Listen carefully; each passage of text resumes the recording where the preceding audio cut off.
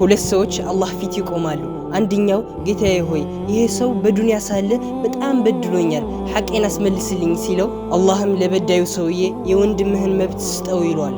በዳዩም ጌታዬ ሆይ ምንም እኮ የቀረኝ መልካም ስራ የለም ሲለው ተበዳዩም እንግዲያውስ የኔ ወንጀል እሱ ይሸከምልኝ ይላል። በዚህ ሰዓት አላህ ለተበዳዩ ሰው ባሪያዬ እስኪ ጭንቅላትህን ቀና አርገህ ወደ ጀነት ተመልከት ይለዋል። ተበዳዩም ቀና ሲል በጀነት ውስጥ እጅግ በሚያማምሩ ወርቆች የተሰራ ቤተ መንግስት ያያል። ተበዳዩም በጣም ተገርሞ ጌታዬ ሆይ ይሄ ለማን ነብይ ነው ወይስ ለማን ሸሂድ ነው ሲለው አላህም ይሄ የቤት ዋጋ መክፈል ለሚችል ሰው ነው ይለዋል። ተበዳዩም ዋጋው መክፈል የሚችል ማን አለ ሲለው አላህም አንተ ትችላለህ ወንድምህን ይቅር በማለት አለው። ሰውየውም ጌታዬ ሆይ ይቅር ብየዋለሁ ሲለው አላህም እንግዲያውስ የወንድምህን እጅ ይዘህ አብራችሁ ጀነት ግቡ ይላቸዋል። የአላህ እዝነት አይገርምም? እስኪ አንዴ ባለንበት አልሐምዱሊላህ እንበል።